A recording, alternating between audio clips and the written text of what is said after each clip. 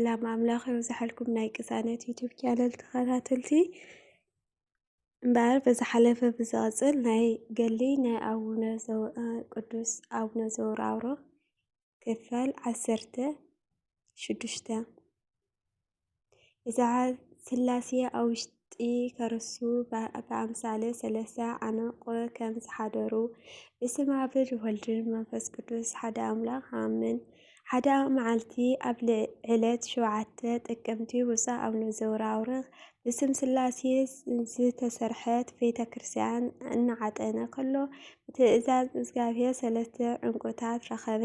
ንሱ እዚ ጻድቕ ኣቦና ከዓ ልዕሊ ፀሓይ 7 እፅፊ ዘብርሁ 3 ዕንቁታት ምስ ረኸበ ኣዝዩ ተሓጎሰ።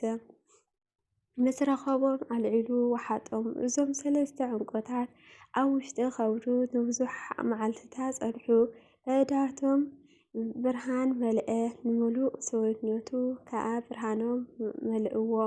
ንሱ እዚ ጻድቕ ምስጢር ናይቶም ኣብ ውሽጢ ከብዱ ዘለዉ 3 ዕንቁታት ከይፈለጠ ብዙሕ መዓልቲ ቀነየ።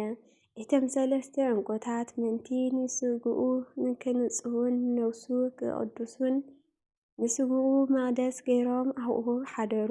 ድሕሪ ብዙሕ መዓልቲ ምስጢር ናይዞም 3 ዕንቁታት ተገለጹ።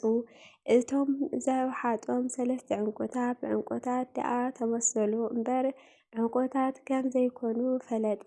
እዞም 3 ዕንቁታት ዝተባሃሉ 3 ኣካላት ስላሴ ከምቲ ኣብ ንጽሕቲ ድንግል ማርያም ዝሓደሩ ኣብ ከብዱ ኣትዮም ብዙሕ መዓልትታት ተቐነዩ። 3 ኣካል 3 ስላሴ 3 ኣካላት 3 ስላሴ ብስመ ስላሴ 3 ኣካላት ስላሴ እዮም። 3 ኣካላት ስላሴ ኣብታ መንበረ ክብሪ ድንግል ሓዲሩ ዝተባሃልና ንቃል ኣብ ማሕደሩ ንኽትኸውን ድንግል ማርያም ንምጽናዕ እዩ እምበር ሰብ ኮይኖም ንኽውለዱ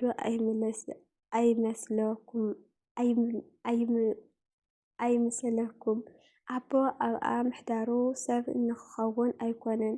መንፈስ ቅዱስ ኣብ ድንግል ሓዲረ ምባሉ ማሕደረ ወልድ ንኽትኸውን ስጋኣ ንምንጻሕ እዩ እምበር ንምውላድ ወይ ንኽውለድ ማለት ኣይኮነን። ወልድ ኣብ ማፀን ድንግል ከምቲ ኣብ ስጋኣን ነፍሳን ወሲዱ ፍጽም ሰብ ፍጽም ኣምላኽ ምዃን እዩ እምበር ኣቦ ንኽጸንዕ መንፈስ ቅዱስ ከዓ ንኽንጽህ ዝሓድርዎ ኣይኮነን። እዚ ጻድቕ ኣቦና ድማ 3 ኣካላት ብሓድነት ከም ዝሓድርዎ ፈሊጡ ምስጢር ናይዚ ነገር እዚ ንኩሉ ዓለም ንክምህር ነገረና። እግዚአብሔር ከምቲ ፈታዊኡ ብፁዕን ቅዱስን ኣቡነ ዘውራውሮ ብሩኽ ነዚ ተኣምርን መንክርን ዝገበረሉ ከምኡ ከዓ ንኣና እግዚአብሔር ሰናይ ተኣምር ይግበረልና።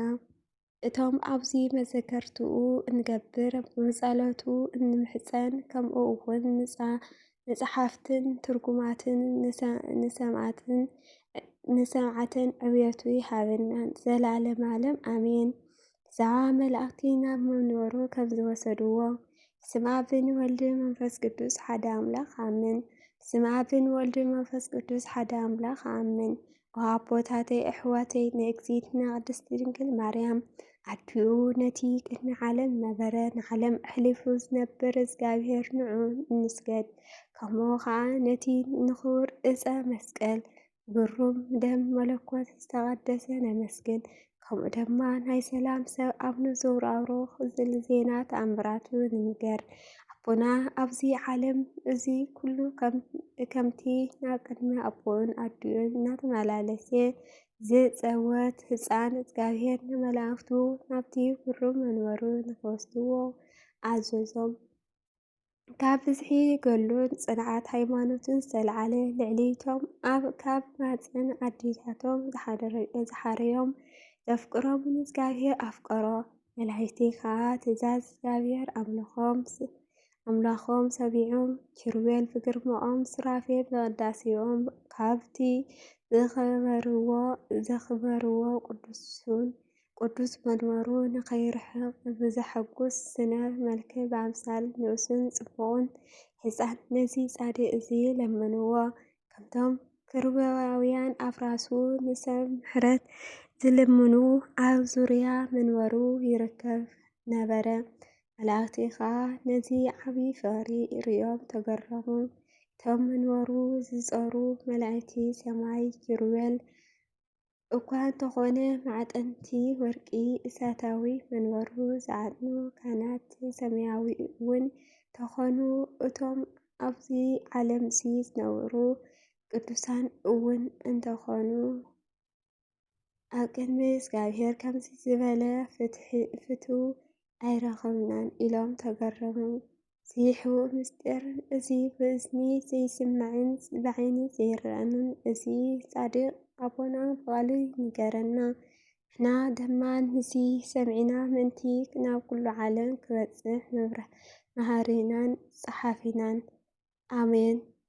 ወስብሐት ለእግዚአብሔር ወወላዲቱ ድንግል ወለመስቀሉ ክቡር ለዓለም ወለዓለመ ዓለም አሜን። ይቀጽል